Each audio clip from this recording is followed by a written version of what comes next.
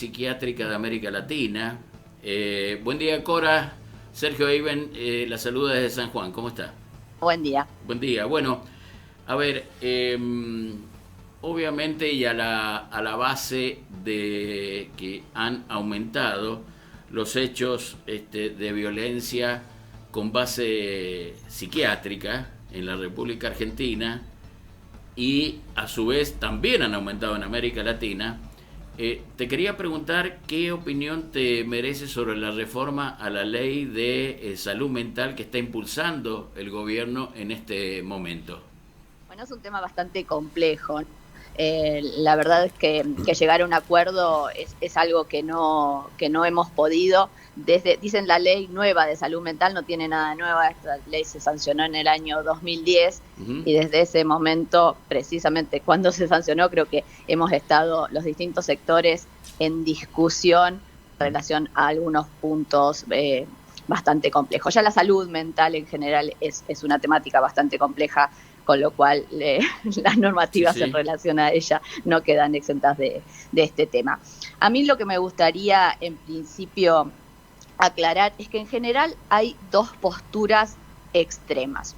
Una, los que podríamos definir los defensores de la ley, digamos, un sector donde la ley es un texto donde no se puede modificar, donde no se puede criticar, donde es un texto casi diríamos sagrado, donde a partir de la aplicación de esa ley no habría ningún problema.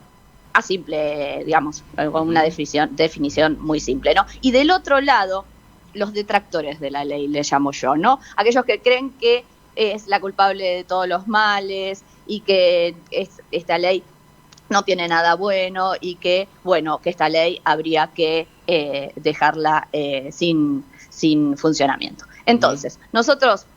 Yo creo que la gran mayoría de los psiquiatras que trabajamos en hospitales públicos, que estamos con pacientes todos los días, nos ubicamos en una situación intermedia, una postura intermedia. Es decir, que creemos que es una ley que ha tenido muchos avances en relación a los derechos humanos, pero que también después de, digamos, casi 15 años, habrían algunos puntos un poco discutibles y que quizás se podría sentar en una mesa con distintos interlocutores, representantes de asociaciones de psiquiatras, de psicólogos, de trabajadores sociales, también de usuarios y familiares, a charlar en buenos términos cómo mejorar algunos puntos de estas. Si uno debería dejar de utilizar esta ley o no, me parece que en ese caso al paciente, cuando llega a un centro de salud o a un consultorio o a un hospital general, no le importa tanto la normativa, sino que le den un turno. Claro, por supuesto.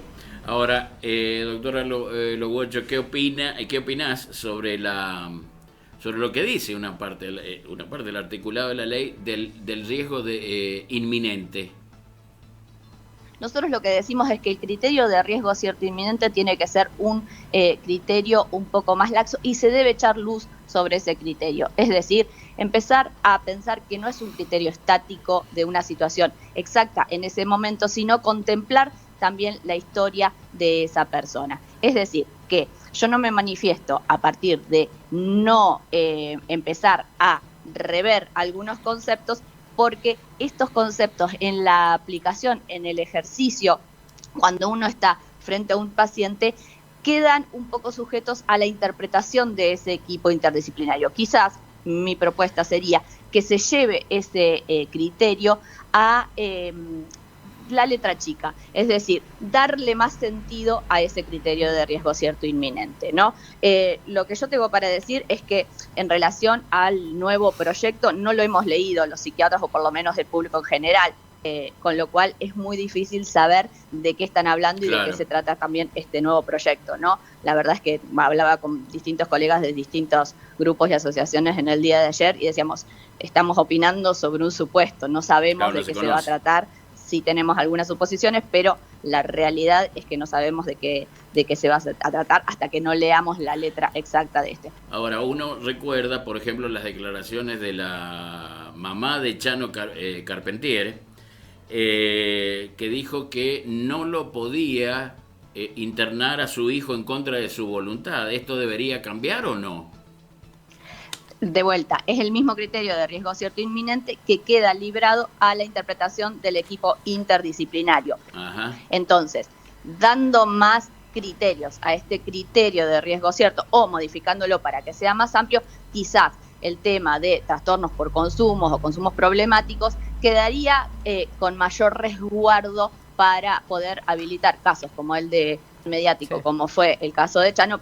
Son casos muy complejos y que tienen también otras aristas, pero que, digamos, cuando hablamos de salud mental y de consumos problemáticos, hay un montón de variables en juego, ¿no? Entonces, a veces los casos son más complejos de lo que una norma puede llegar a indicar. Yo lo que digo es que si no hablamos también de tener los dispositivos adecuados, de tener la atención adecuada, el país es muy grande.